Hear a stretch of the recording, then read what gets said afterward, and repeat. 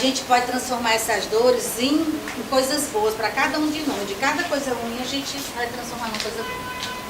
Deixa eu colocar aqui com a água já.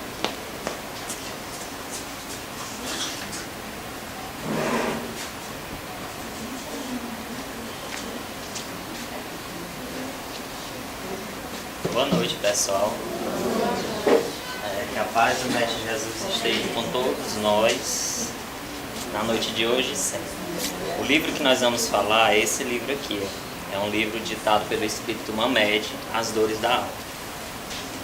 O Espírito Mamed, ele mescla algumas questões do Livro dos Espíritos, que é o livro básico da doutrina espírita, e ele nos fala basicamente de como nós lidamos com as nossas dores, aquelas dores que nós trazemos internamente.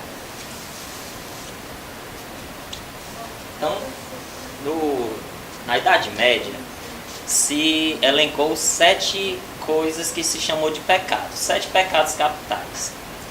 O Mamed, nesse livro, ele vai esmiuçar esses 7 pecados capitais no que nós chamamos de dores da alma. Os 7 pecados capitais eram esses que o Dante Alighieri falou na Divina Comédia: o orgulho, a preguiça, a raiva, a inveja, a gula, a luxúria e a avareza. A gente resolveu tratar das dores da alma de uma maneira mais ampla, assim como o Mamed fez, porque esses pecados, eles de alguma maneira eles estão mais ligados à matéria do que propriamente ao nosso espírito. Não que não tenha a sua parte espiritual, mas ele é basicamente ligado à nossa matéria. Então as dores da alma, elas são mais profundas do que essas dores tipicamente materiais. E essas então são as dores da alma. As dores da alma são o que nós chamamos de desajustes, de neuroses e de desequilíbrios íntimos que nós trazemos dentro da gente. Os pecadores, no caso nós, a gente vai colocar o pecadores entre parênteses, porque o termo pecador, nós não vamos usar esse termo para, digamos, castigar alguém por conta disso. Porque nós, como pecadores, nós precisamos mais de autoanálise, reparação, tratamento do que condenação ou castigo. As dores da alma, elas são fases naturais da evolução terrena. Nós estamos num planeta de provas e expiação, como todos nós aqui sabemos, por conta das inúmeras palestras que é falado aqui. O planeta Terra, ele está saindo da fase de um mundo de provas e expiação para o mundo de regeneração. Mas no mundo de provas e expiação, é esperado que tenha mais dores do que alegrias, mais sofrimentos do que prazeres. Então, comumente, nós nos queixamos muito mais do que agradecemos a Deus. Não é assim? Então, essas dores, elas são fatos naturais. Por quê? Porque nós estamos em um processo de evolução. Nós fomos criados espíritos ignorantes e nós estamos a caminho da perfeição, evoluindo a cada passo, a cada encarnação, a cada mundo. Então, passar por essas dores é uma maneira que já é esperado para que nós possamos evoluir. Então, essas dores, elas estagiam em todos os seres de crescimento espiritual, aprendendo a usar convenientemente seus impulsos inatos ou as forças interiores. Como havia dito, o Mamed, ele faz uma conexão entre o Livro dos Espíritos e os métodos da psicologia, como a psicologia vê essas dores. E esses novos ângulos de compreensão, ele vai fazer com que nós apreciemos e não mais julguemos aquela pessoa, não mais condenemos aquela pessoa como, é um pecador, é digno de um castigo, tem que pagar. Não. Nós, como criaturas que temos dores, nós temos a sensibilidade de compreender que aquela dor não é só minha. O meu irmão também tem a dor que é dele, que deve ser levada em consideração tanto no nível espiritual que ele está, como no nível da prova que ele está passando.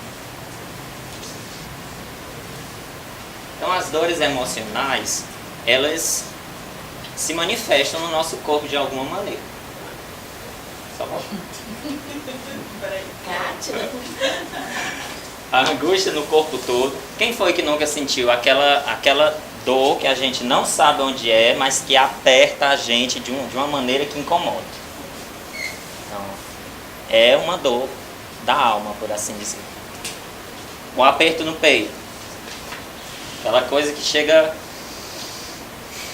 Você prende a respiração, que é a dificuldade de respirar. Sensação de que o coração vai se partir. Todas essas dores, na verdade, elas são instrutoras. Elas foram colocadas no nosso caminho para que nós nos instruamos, para que nós aprendamos com elas. Então, ela pode ser considerada como instrutora ou educadora particular que a harmonia da vida nos concedeu para vencermos os bloqueios e os nossos obstáculos íntimos. E a primeira dor que o livro trata é a crueldade. Ele pega a questão número 827 como introdução para falar sobre a crueldade. A obrigação de respeitar os direitos alheios tira o homem de pertencer-se a si mesmo? Isso foi o que Kardec perguntou aos espíritos e eles responderam: de modo algum, porquanto este é um direito que vem da natureza. Dos tipos de crueldade, nós trataremos primeiro da autocrueldade, porque é muito fácil nós imaginarmos um ato cruel, a gente sofrendo a crueldade por outra pessoa, ou nós praticamos a crueldade em outra pessoa. Mas dificilmente a gente para refletir a crueldade que nós nos afligimos.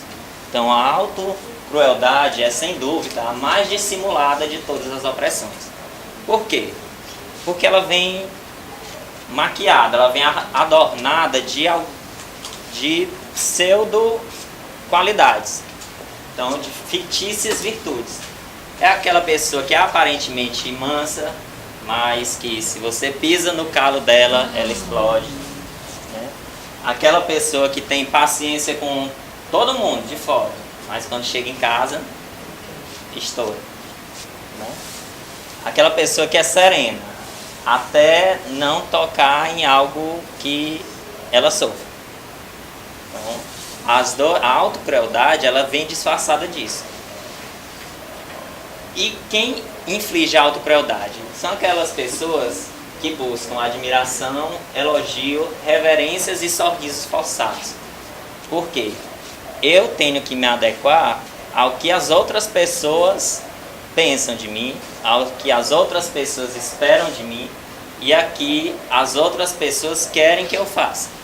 Então, para eu poder me encaixar naquilo dali, eu vou deixar de querer, eu vou tentar deixar de querer o que eu quero, de desejar o que eu desejo, de fazer o que eu normalmente faço, para poder me encaixar. E quando eu não me encaixo, aí eu me sinto vítima de crueldade. Só que eu mesmo que inflijo a mim. Então o autotormento é viver a própria vida nos termos estabelecidos pela aprovação alheia. Sejamos razoáveis. Se nas nossas infinitas ideias que nós temos, às vezes a gente não entra em acordo com os nossos próprios pensamentos, o que dirá com os pensamentos de todo mundo que vive ao nosso redor? Um exemplo de autotormento é o que nós chamamos de timidez. A timidez nada mais é do que uma autopunição. Por quê? Aliás, uma autopunição, uma autoprisão. Porque a pessoa tímida, ela acredita e é muito orgulhoso da parte de nós tímidos. Aqui eu vou usar nós porque engloba todos nós, né? De nós tímidos, de pensar de que há algo errado comigo. Então, se tem algo errado comigo e ninguém pode ver, então eu tento esconder aquilo dali. Se eu tento esconder aquilo dali, eu nunca vou criar a autoconfiança que eu preciso para lidar com aquilo que eu acho que está errado. Né? Então o tímido ele vive sempre retraído, ele vive sempre tentando não aparecer, tentando não ser notado para que os seus defeitos não sejam notados juntos com eles. Pode passar. E como é que eu faço para ficar imune à autocrueldade? Bem, se eu causo autocrueldade comigo, tentando viver a minha vida de acordo com o parâmetro alheio, então eu tenho que fazer o caminho inverso. Eu vou tentar, pelo menos, me respeitar, pensar, agir, defendendo do nosso íntimo os nossos direitos inatos, definindo nossas perspectivas pessoais, mas sem subtrair o direito do outro, porque o meu direito vai até onde começa o direito do outro. Então, se eu não gosto de ser invadido na minha vida íntima, por que eu vou invadir a vida do outro? A vida íntima do outro. Se eu não gosto que falem de mim, por que eu vou falar dos outros? É aquela máxima de Jesus, que não façamos com o outro que não gostamos que seja feito conosco. E quais são os padrões de autorrespeito? Pode clicar, isso vai sair. São esses daqui. São atitudes bem simples. Quando alguém me pergunta sobre algo que eu não tenho certeza, que eu não sei, é muito mais fácil eu dizer: olha, Kátia, eu não sei isso. Eu não sei, não posso te ajudar nisso porque eu não sei. Do que eu tentar inventar uma coisa para que ela pense que eu saiba. Não é tão mais fácil eu dizer: não, eu não compreendi o que você está dizendo, do que eu ficar só balançando a cabeça e passando adiante, continuando sem entender. Não é mais fácil eu dizer para alguém que eu não concordo com aquela ideia dele, do que eu engolir, ou fazer de conta que eu engoli aquela ideia, mas no meu íntimo eu estou pensando: ele não sabe de nada, ele pensa que vai me convencer com essa ideia. Não é mais fácil se tem algo que não me interessa, que não me importa, a pessoa vem dizer um assunto que eu não me interessa, que eu não tenho qualquer vontade de saber, né? É muito mais fácil dizer: olha, fulano, eu não me interesso saber sobre isso, eu não me importo com isso, do que você dar ouvidos àquela fofoca e crescer aquele assunto e crescer aquela bola de neve. Então, essas são maneiras, são padrões que eu posso me impor o autorrespeito. É não me deixar ser invadido pelo outro. O único modo de alcançar a felicidade é viver particularmente a nossa própria vida. Nós não podemos tentar impor os nossos padrões de vida a outra pessoa. Se os padrões de vida são meus, o que é que tem a ver outra pessoa viver de acordo da maneira que eu acho que eu devo viver? A autocrueldade, ela pode, por fim, resultar nessa destruição da nossa vida interior. Porque a gente fixa em olhar o que os outros acham ou acreditam, sem possuirmos real consciência do que queremos. Aí, porque a gente não sabe o que quer, o que veio fazer aqui, qual objetivo eu tenho na vida, aí eu fico pegando a opinião dos outros e tentando me encaixar naquela opinião dos outros, que fatalmente não vai dar muito certo, né? Porque se eu não sei o que eu quero para a minha vida, como é que o outro vai saber? Na outra questão, o Allan Kardec pergunta: a crueldade não provém da ausência do senso moral? Ou seja, eu sou cruel quando eu não tenho o senso moral? Os espíritos respondem: dizem que o senso moral não está desenvolvido, mas não que está ausente, porque ele existe, em princípio, em todos os homens. É esse senso moral que fará mais tarde seres bons e humanos. Ele existe, pois, nos selvagens, mas está como princípio do perfume no germe da flor, antes de desabrochar. Ou seja, todas as faculdades que nós temos, todas as faculdades existem no homem em estado rudimentar ou latente. elas vão se desenvolver conforme as circunstâncias são mais ou menos favoráveis. Se eu vivo num ambiente onde há mais vícios do que qualidades, eu tenho uma propensão maior a me tornar parte daquele ambiente me viciando, não é? E vice-versa. O desenvolvimento excessivo de uma detém ou neutraliza as outras. Aí o exemplo, a superexcitação dos instintos materiais sufocam, por assim dizer, o senso moral. Com o desenvolvimento do senso moral enfraquece, pouco a pouco, as faculdades puramente animais. Então, aquelas pessoas que são extremamente materialistas, eles não vão fazer muito bem um juízo moral das coisas. Porque eles preferiram cultivar o materialismo à moralidade. E aquelas pessoas que já têm um senso moral elevado, naturalmente eles deixaram o materialismo para trás. Cada ato de agressividade, agora é a crueldade direcionada ao outro. Cada ato de agressividade que ocorre neste mundo tem como origem básica uma criatura que ainda não aprendeu a amar. Se nós pararmos para ver que aquela pessoa que foi cruel conosco é porque no íntimo ela ainda não aprendeu a nos amar da maneira que nós somos, talvez nós não revidemos aquela crueldade com o nosso ódio. Porque nós todos, invariavelmente, todo mundo aqui está no mesmo barco. Está todo mundo no mesmo nível, porque todos estamos aqui neste planeta de provas e expiação. Então nós temos nossas tendências ruins, nós temos as nossas tendências boas.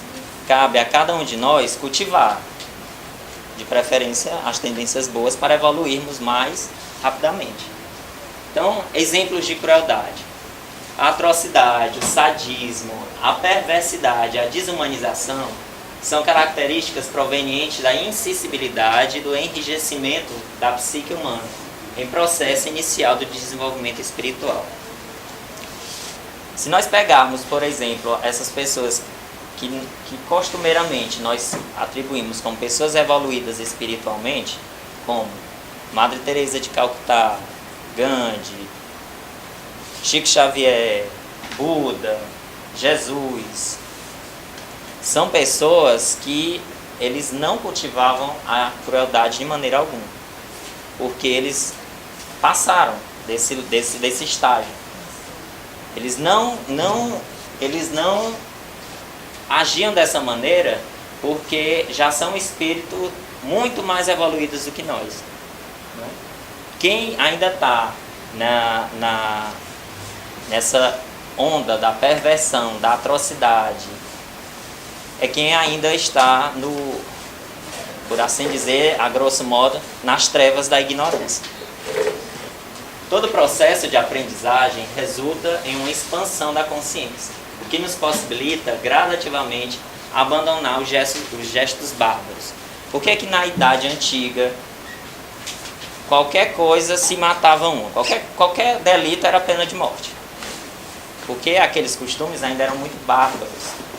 Aqueles espíritos ainda eram muito ignorantes comparados aos de hoje.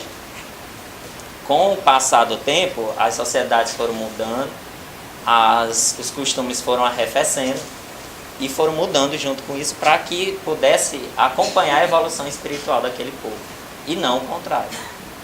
Então, nas sociedades mais desenvolvidas, as penas elas são mais brandas, porque os espíritos que erram nessas sociedades, eles têm a consciência do erro. Então, eles mesmos já procuram melhorar-se. E tudo isso é a lei da evolução.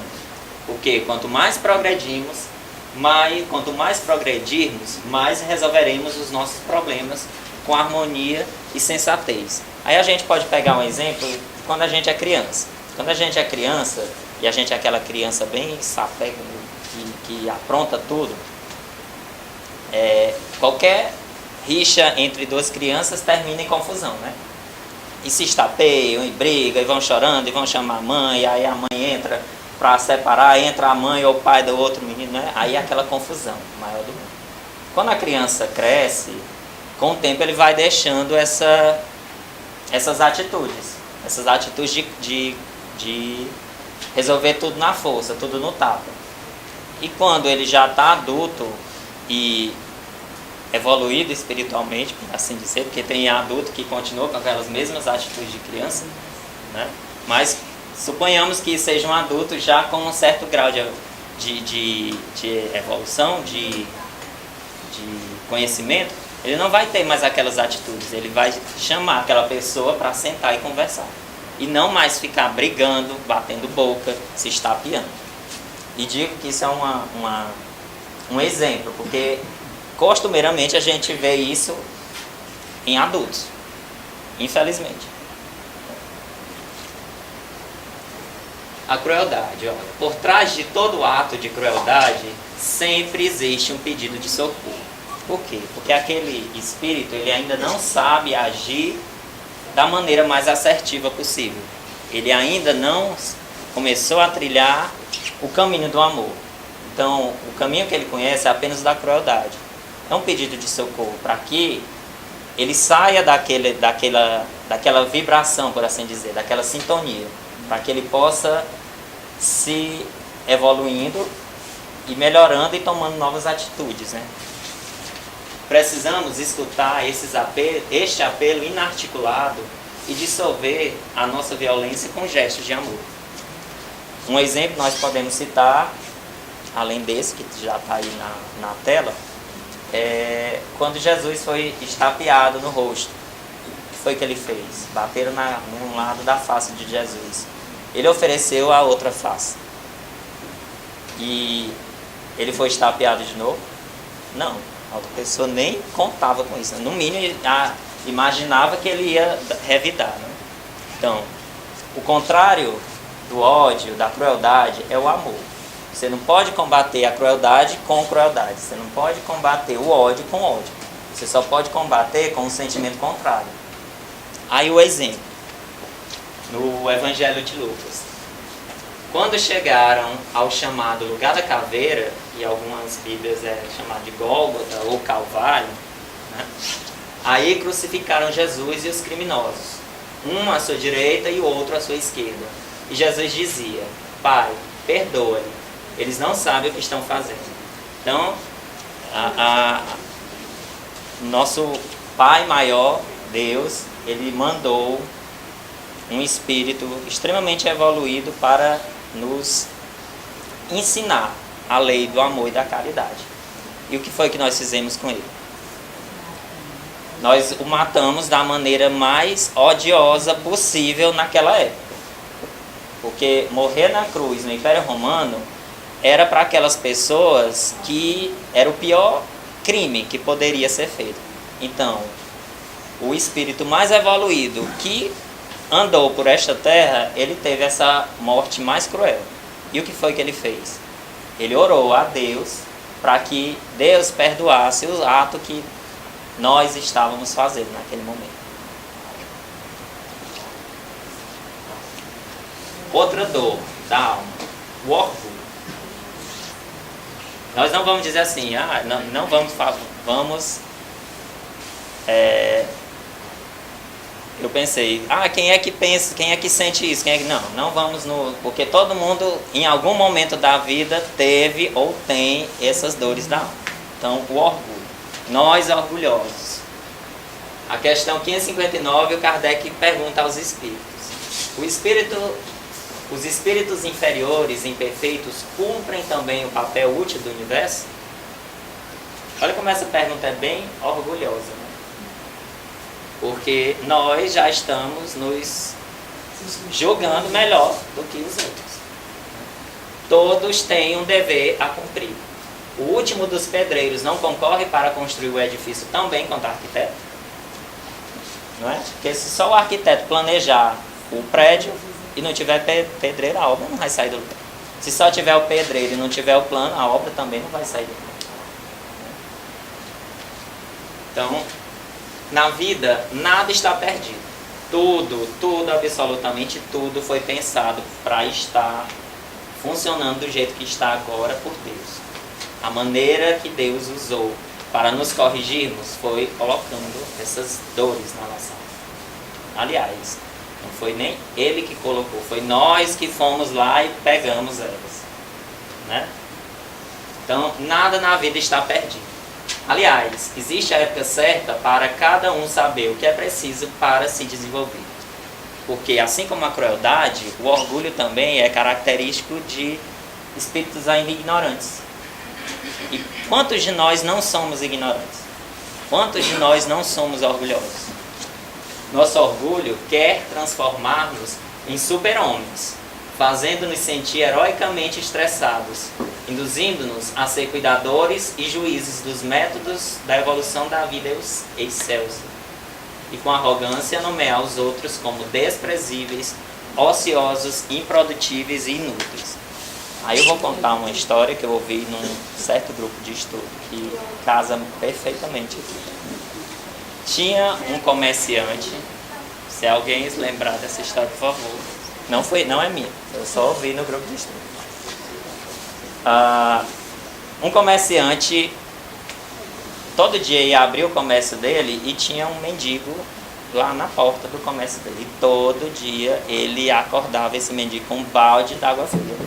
Porque ele dizia que aquele mendigo que dormia lá na porta dele estava espantando os fregueses. Fica mal para a minha loja, né? Então aquela criatura ociosa, aquela criatura não quer nada da vida, por isso que é mendigo, né? É isso que nós comumente pensamos.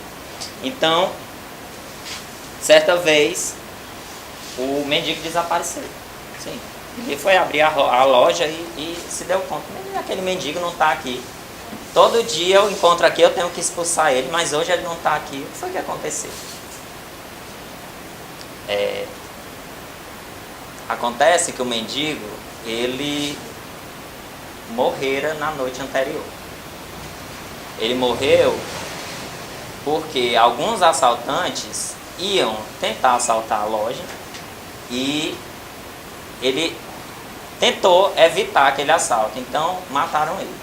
Então aquela criatura odiosa, aquela criatura que estava lá sendo desprezada pelo dono da loja, é que evitava com que os bandidos roubassem a loja deles. Então, não é que, por mais desprezível que a pessoa possa achar que aquela outra era, mas ela tinha a sua função e ela estava fazendo um bem para aquela pessoa, né?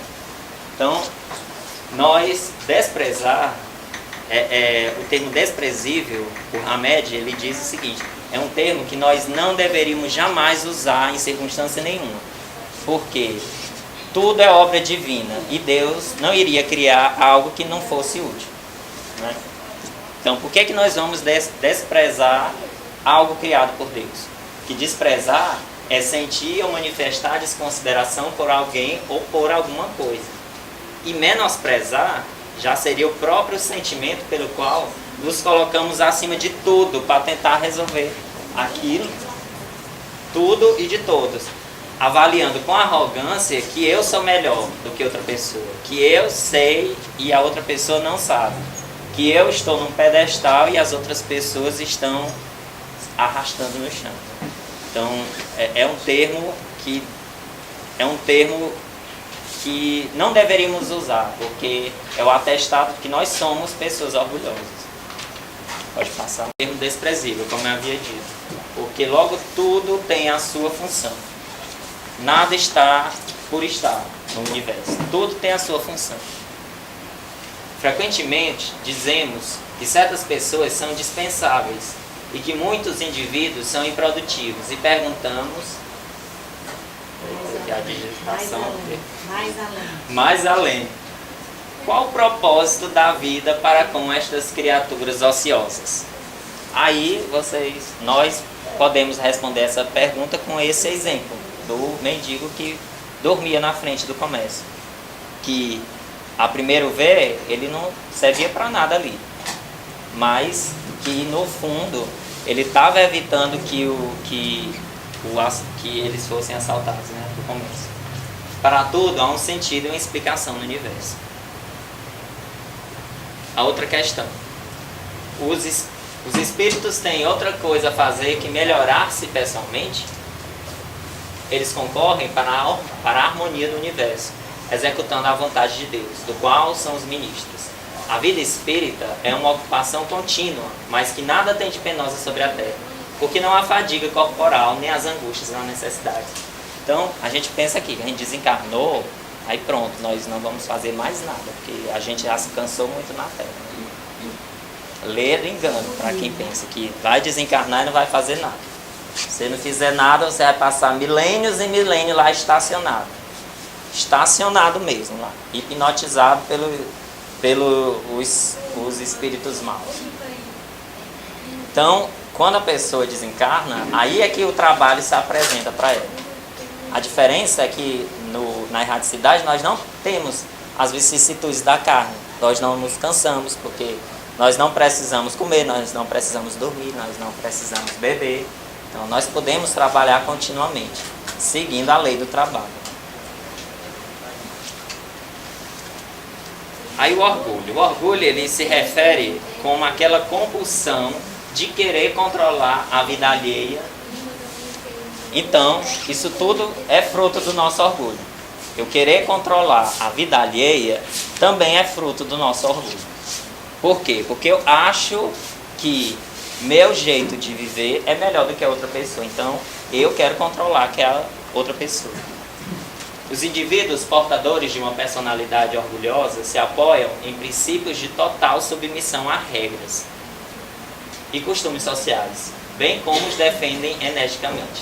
Sabe aquelas pessoas bem delicadas, bem intencionadas, que só querem que todo mundo siga aquela regra? Pois é, aquilo é um exemplo de pessoa extremamente orgulhosa.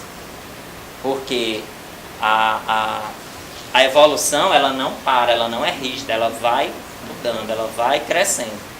Nada foi feito para ficar estático, para ficar parado. Tudo obedece à evolução. Então, se eu sou muito ferrenho a uma regra, se eu sou aquela pessoa que eu só posso caminhar por esse caminho, se eu for por esse caminho aqui, está errado, não pode. Isso nada mais é do que indício de que eu sou uma pessoa orgulhosa, se eu acredito piamente nisso. Então, as pessoas orgulhosas é um verdadeiro severo crítico, policial e disciplinador. Aquela pessoa que quer colocar você no cabresto, sabe? Aquela coisa bem animalizada, bem na idade da colonização, que tinha os senhores de engenhos escravos que tratavam as outras pessoas como seres. Então, são pessoas extremamente orgulhosas.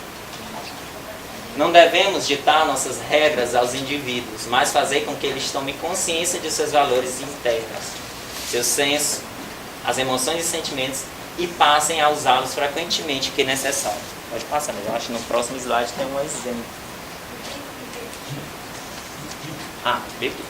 Esse segundo aqui. Não se tem notícia que Jesus impusesse cobranças ou que tivesse promovido convites insistentes ao crescimento das almas. Em alguma passagem bíblica, tem Jesus numa praça dizendo: venham, me sigam, a salvação está comigo. Você só pode viver se for dessa maneira. Não há nenhuma passagem que Jesus se vestiu desse papel de orgulho. Ele dizia sempre assim, ele tentava mostrar na vida daquela pessoa o caminho que ela deveria seguir. Porque ele acreditava, como o ser magnânimo que a evolução ela é inevitável e ela vai acontecer, eu querendo ou não. Ele esperava o tempo de cada um. Então, o mestre entendia que se combatêssemos e lutássemos contra nossos erros, poderíamos potencializá-los. Ou seja, quanto mais eu aponto o orgulho nas outras pessoas, mais eu aponto o orgulho em mim também. Então eu apontando para os outros, está fazendo com que meu orgulho cresça além dos outros. Nunca usava de força e imposição. E o exemplo que ele nos dá é esse. Jesus então se levantou e perguntou: mulher, onde estão os outros? Ninguém condenou você. Aquele caso da mulher que foi pega em adultério, né? Iam apedrejar ela. E ele disse: quem não tenha pecados, que atire a primeira pedra. E ninguém atirou. Então ele diz: mulher, onde estão os outros? Ninguém te condenou. E ela respondeu: ninguém, Senhor. Então Jesus disse: eu também não a condeno. Pode ir e não peque mais. Jesus não condenou aquela mulher. Jesus, na sua sublime evolução espiritual, não condenou aquela mulher. Quem somos nós para condenar? Ele não censurou ou criticou a atitude, mas proporcionou o desenvolvimento da autoconfiança nela. E aí sim, quando ele diz: vai, não peca mais, ele só reforçou aquela potencialidade que estava latente. E é assim que nós devemos agir para com as pessoas. A gente não deve mostrar os erros das outras pessoas. Assim. Para quê? Aquela pessoa só vai, no mínimo, vai ficar com raiva de você. Ela vai se magoar. Ela vai se sentir menosprezada. Então nós temos que ver o potencial que aquela pessoa pode ter. E sim, reforçar aquilo dali. A gente reforçando aquele potencial, a pessoa, ela mesma trata de se corrigir. Nunca amadureceremos se deixarmos os outros pensarem por nós e determinar as nossas escolhas. Por quê? Porque se o outro resolve para mim, cadê a minha responsabilidade naquilo? E a irresponsabilidade é a outra dor da alma que nós trazemos. O Kardec pergunta: há uma fatalidade nos acontecimentos da vida, segundo o sentido ligado a essa palavra? Quer dizer, todo acontecimento são predeterminados? Nesse caso, em que se torna o livre-arbítrio? Bem, a fatalidade ela só diz respeito àquela prova que eu, ao reencarnar, escolho para ter uma vida. Então, se eu decido que na minha encarnação eu vou ser uma pessoa que vou sofrer com a tentação do dinheiro, então provavelmente eu vou encarnar numa família que tem muito dinheiro, para que aquele dinheiro, para que aquilo seja uma prova que eu passar, para que eu vá usar aquele dinheiro não para usufruto meu apenas, mas para usufruto de todos. Então, a fatalidade está aí, na prova que eu vou escolher para a minha próxima encarnação. Mas a maneira de que... como é que isso vai acontecer? Aí vai dizer de acordo com a lei de causa e efeito, de acordo com os atos que eu vou desenvolver durante aquela vida. Ele diz assim: a fatalidade não existe senão pela escolha que o espírito, em se encarnando, de suportar tal ou tal prova. Escolhendo, ele faz uma espécie de destino que é consequência mesmo da posição em que encontra. Fala de provas físicas, porque, para o que é prova moral e tentações, o espírito, conservando seu livre-arbítrio sobre o bem e o mal, é sempre senhor de ceder ou resistir. Sempre o nosso livre-arbítrio ele não é tirado em nenhum momento de nós. Se eu erro, é porque eu escolhi aquele caminho. Posso não ter feito aquela escolha de maneira completamente consciente, mas ainda assim eu sou responsável por aquele erro. Então, somos nós mesmos que fazemos os nossos caminhos e depois denominamos fatalidade. Sabe aquela pessoa, e eu vou dar um exemplo bem prático, bem objetivo e material, porque já que nós entendemos mais na questão material. Sabe um casal de namorados. O casal de namorados vive em constante brigas. Certa vez o namorado dá uma surra na namorada. Aí depois ele pede desculpa e tal e tudo. Tem outra briga, passa alguns meses, acontece de novo, ele bate na namorada de novo. Fazem as pazes e tal, aí noivam, aí ela pensa, eu vou me casar com ele. Aí ela se lembra, mas ele já fez assim comigo. Não, mas eu quero me casar com ele. Se casa com aquela criatura. Na primeira briga, o que acontece? Ele dá uma surra na mulher. O namorado, no caso o marido, ele é culpado? Sim, ele é extremamente culpado. E a mulher, ela é a vítima dessa situação? Não. Minha gente, se você namorando, você já apanha do seu namorado, o que dirá você casar? Né? Então, essa é um exemplo bem prático. Nós escolhemos e nós somos responsáveis por aquilo, pela vida que levamos. Botar a culpa também só no obsessor? Não, porque o obsessor não coloca nada na gente que não esteja dentro da gente. Ele só desperta aquilo que já está dentro da gente. Fazer os outros seguros e felizes é missão impossível de realizar, se acreditarmos que depende unicamente de nós a plenitude de sua concretização. Aí isso é o maior caso de desilusão amorosa. Porque eu acho que eu me apaixono por uma pessoa, aquela pessoa, agora ela é responsável por me fazer feliz. Ela é completamente, se eu for infeliz a partir dali, a culpa é dela. Isso é uma grande irresponsabilidade, a gente achar isso, né? Por quê? Porque quando nós fazemos isso, nós colocamos a responsabilidade no outro, o que é que a gente quer? A gente não quer aquilo de graça, não. A gente quer em troca. Ele quer que seja recíproco. Então, se eu quero que a Kátia me faça feliz, a Kátia vai querer também que eu faça feliz. Não é assim que a gente quer? A gente sempre quer a reciprocidade. Pois é. Então, esse é um grande perigo e uma grande irresponsabilidade. Os acontecimentos exteriores de nossa vida são resultado direto de nossa atitude interna.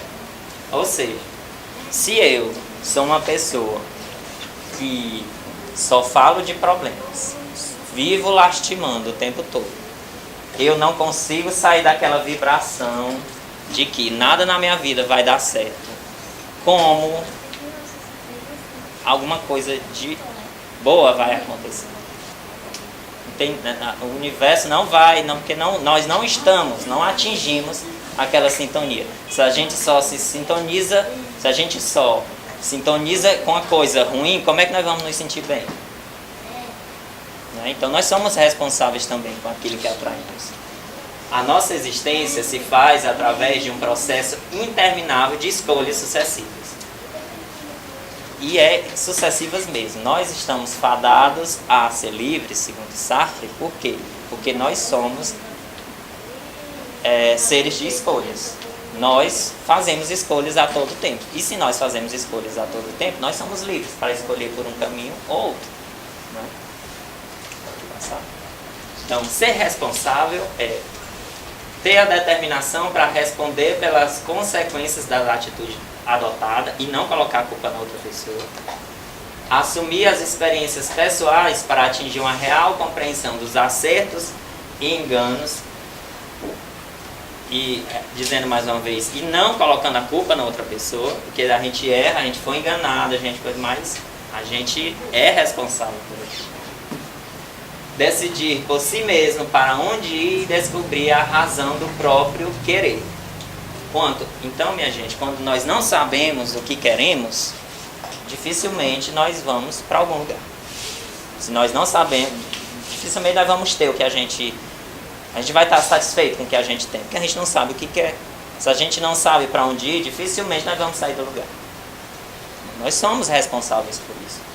Nós temos que parar um momento e refletir, bem, o que eu estou fazendo da minha vida? Para onde eu quero ir? O que eu quero fazer da minha vida? E não esperar que as coisas venham aleatoriamente, porque elas não vão vir. Não existe vítimas da fatalidade. Nós é que somos promotores do nosso destino. Somos a causa dos efeitos que ocorrem na nossa existência. E a outra pergunta: o homem, por sua vontade, por seus atos, pode fazer com que os acontecimentos que deveriam ocorrer não ocorram e vice-versa? Os espíritos respondem: ele pode, desde que esse desvio aparente possa se harmonizar com a vida que escolheu. Ademais, para fazer o bem como deve ser, e com isso é o único objetivo da vida, pode impedir o mal, sobretudo aquele que poderia contribuir para um mal maior. Então, se eu planejo Se na minha programação eu tenho que se atingir determinada meta, eu me desviar daquele caminho vai impedir com que eu atinja aquela meta? Não necessariamente. Eu posso refazer o caminho e seguir adiante. Eu vou perder muitas coisas, algumas coisas do que estava planejado, porque eu me desviei. Mas eu voltar para o caminho que eu tracei antes da encarnação vai nos propiciar que atinjamos aquela meta. Então, agora esse vai de os indivíduos que não aceitam as responsabilidades por seus atos e constantemente criam álibis e recorrem a dissimulações, culpando os outros, é denominado imaturo. Sabe, também vamos pegar outro exemplo da criança.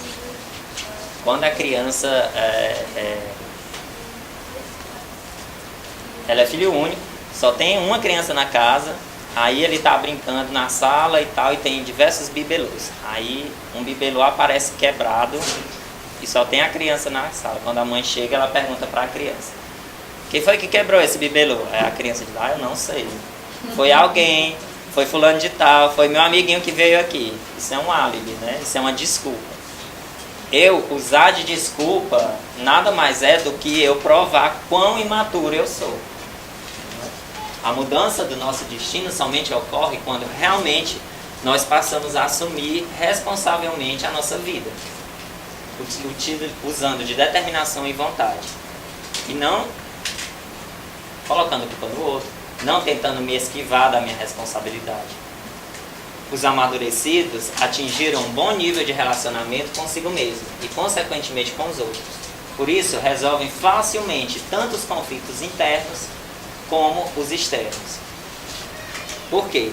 Porque eles passam a assumir a responsabilidade que lhe compete, mas é somente aquela que lhe compete. Ele não vai assumir as pessoas maduras o suficiente, eles não vão assumir a responsabilidade que o outro está jogando nele.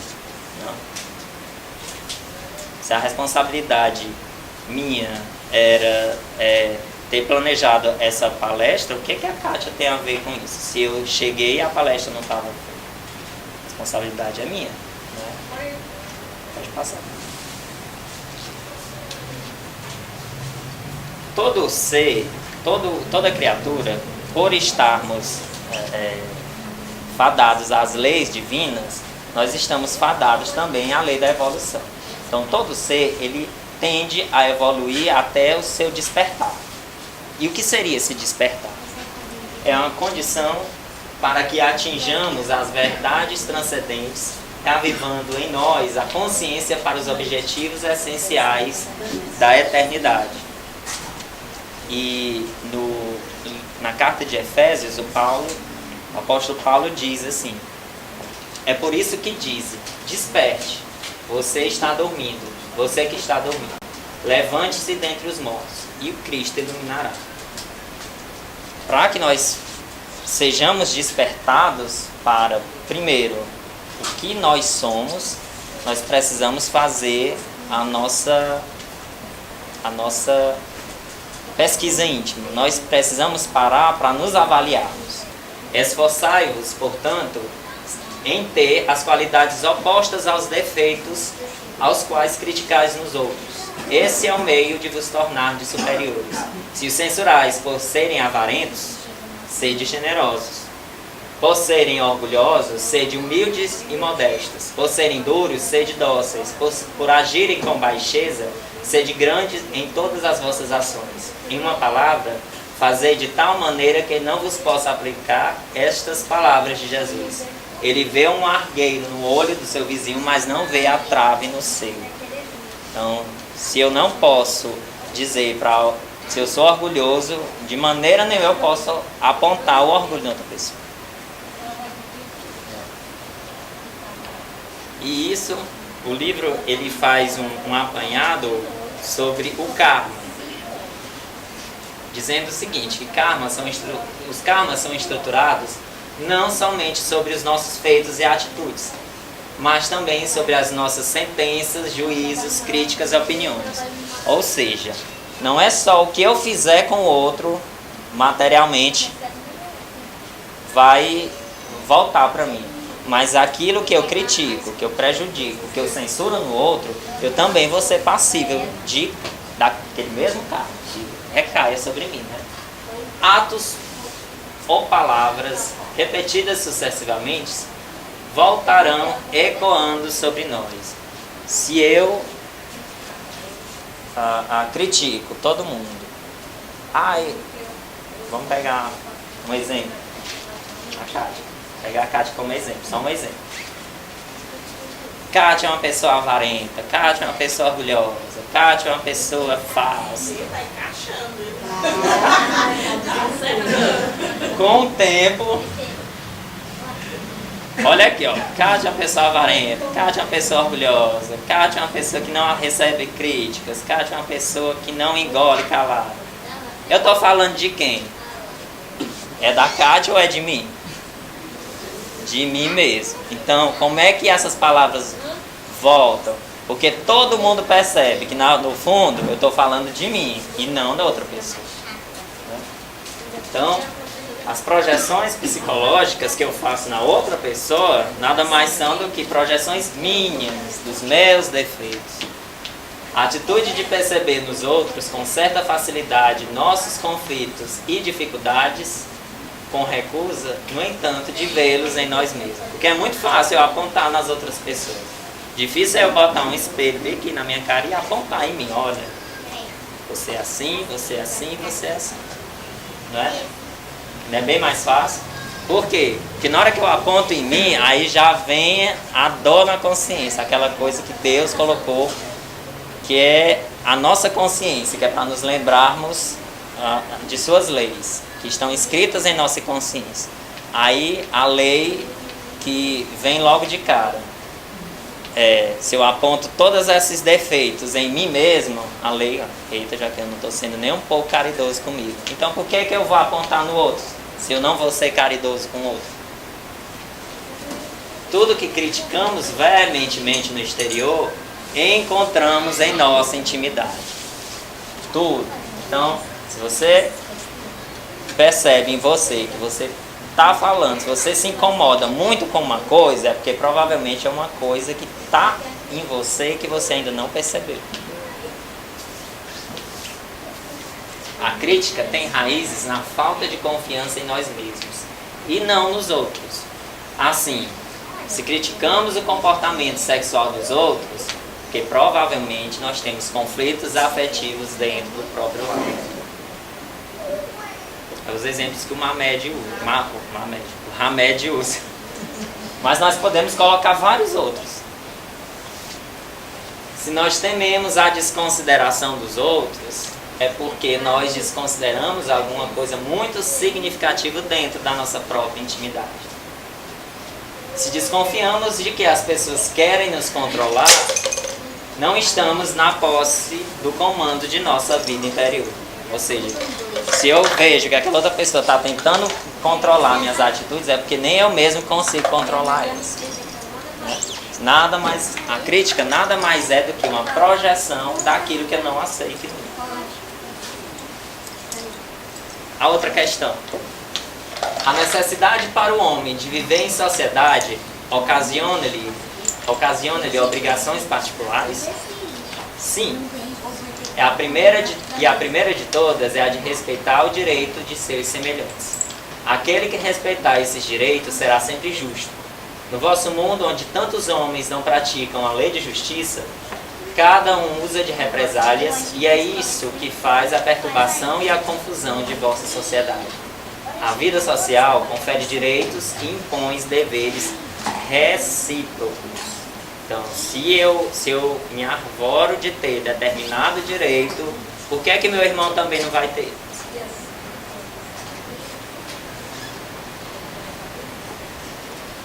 O crítico, por vigiar e espreitar sem interrupção os problemas alheios, permanece inconsciente e imobilizado em relação à própria aprendizagem evolucional. Aí aqui a gente pode pegar também um exemplo bem prático que a gente vê todo dia na nossa vida. Todo mundo se queixa que ou tem um vizinho ou conhece um vizinho de alguém que passa, quando não somos nós mesmos, né?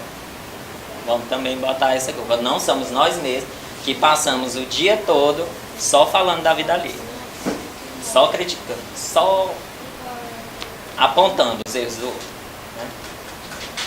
Então, aquele vizinho, aquela pessoa ou nós mesmos, estamos tão voltados para ver o erro do outro, para criticar o outro, que os nossos erros, as nossas inconsistências e incoerências passam despercebidos.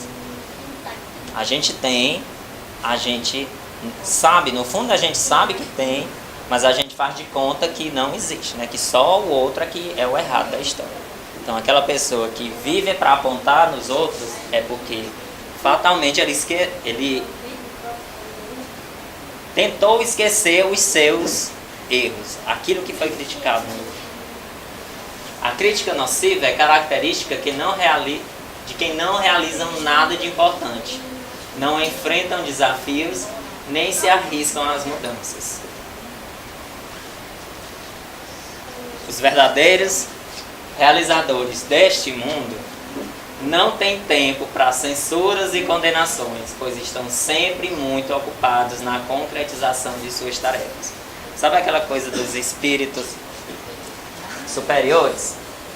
Por que é que os espíritos superiores não vão dizer qual é o número da Mega Sena? Não vão dizer se eu vou casar ou não. Não vão dizer se eu vou arrumar emprego ou não.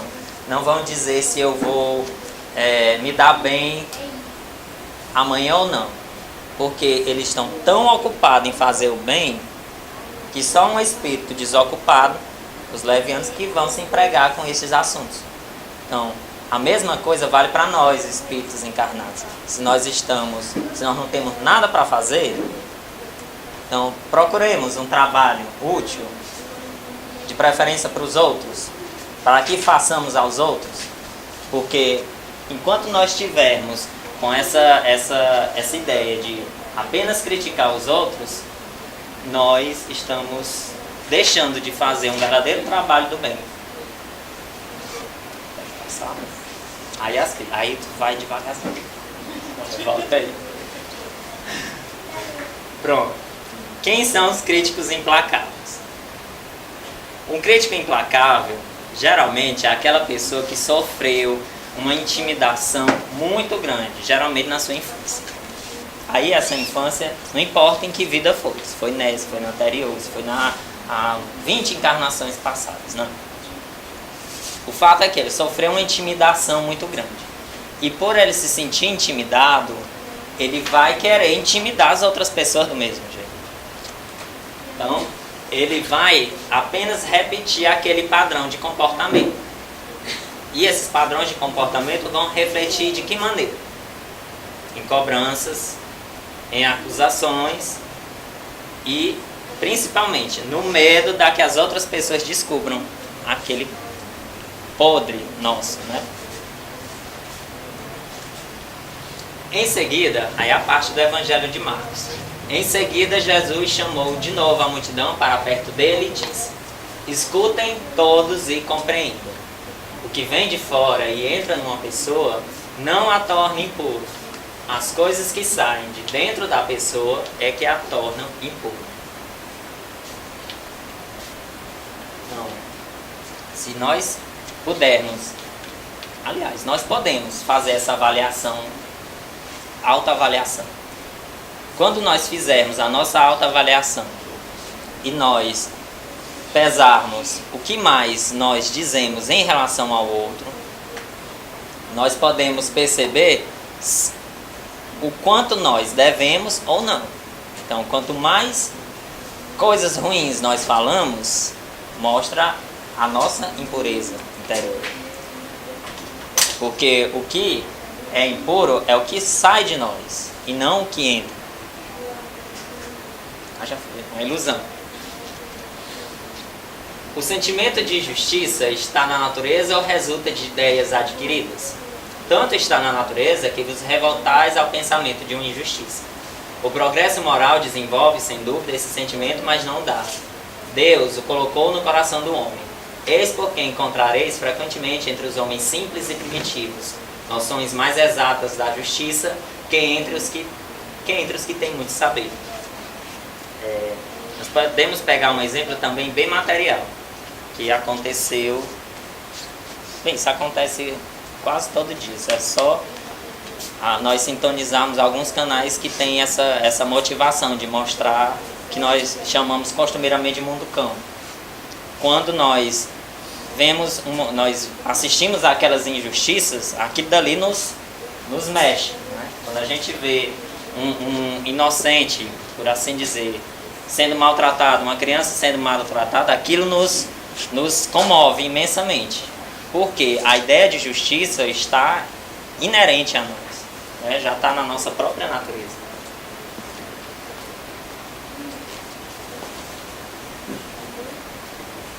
Somos nós mesmos que nos iludimos por querer que as criaturas deem o que não podem e ajam como imaginamos que devam agir.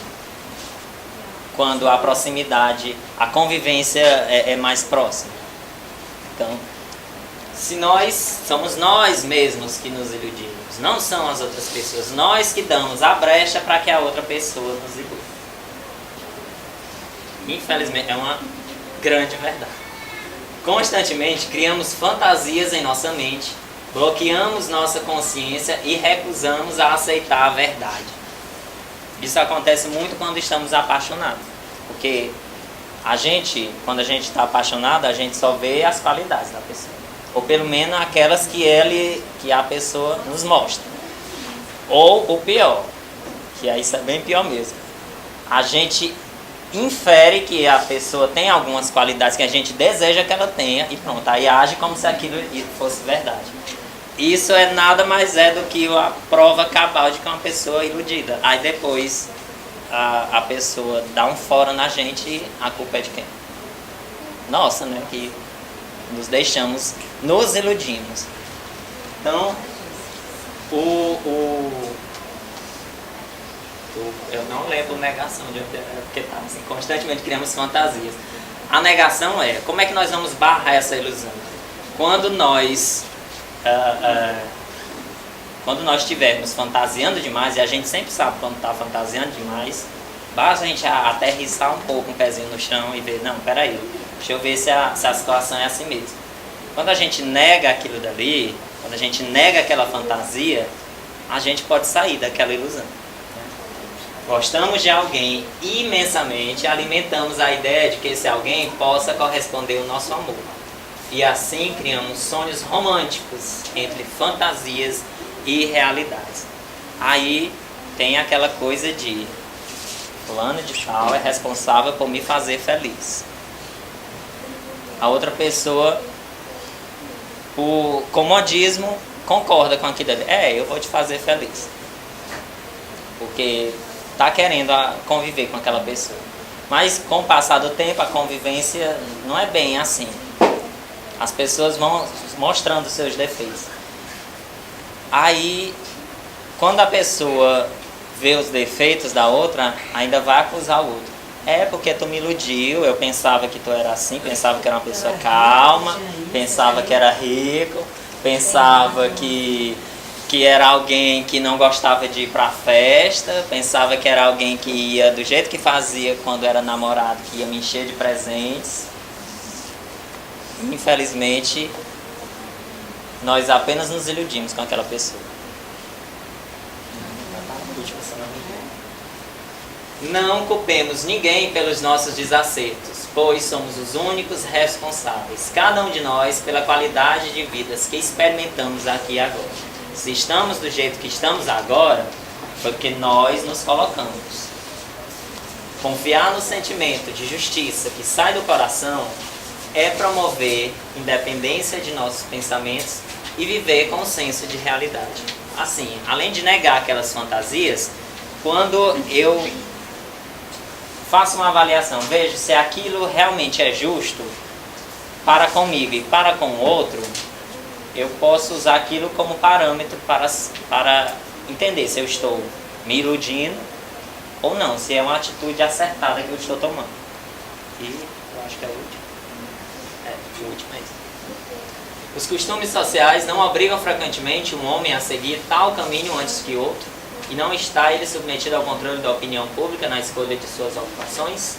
O que chama o respeito humano não é o obstáculo ao exercício do livre-arbítrio? Ora, são os homens que fazem os costumes sociais e não Deus. Se submetem a eles é porque isso lhe convém, e o fazem por um ato de seu livre-arbítrio, visto que, se o quisessem, poderiam libertar-se desses, nesse caso, por que lamentasse? Um exemplo de costume. O casamento indissolúvel foi um costume criado. Hoje em dia o casamento já não é indissolúvel, ele é passível de ser dissolvido. Mas, pelos costumes, resolveu que o casamento ia ser indissolúvel.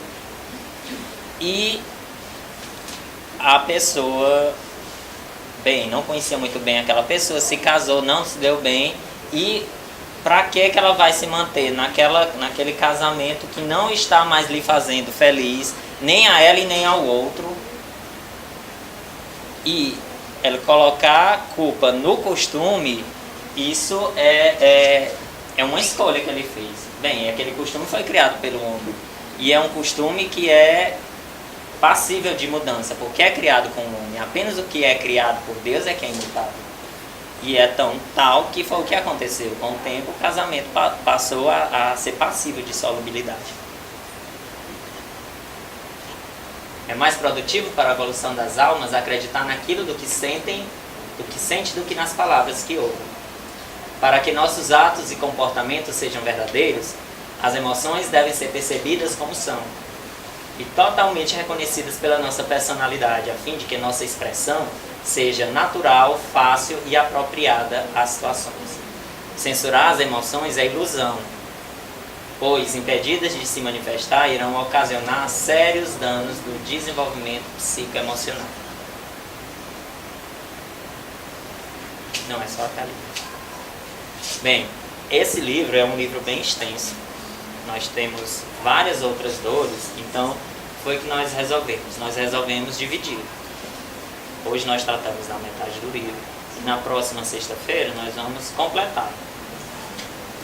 Se vocês tiverem alguma dúvida, algum questionamento, alguma colocação, sinta-se à vontade para fazer, e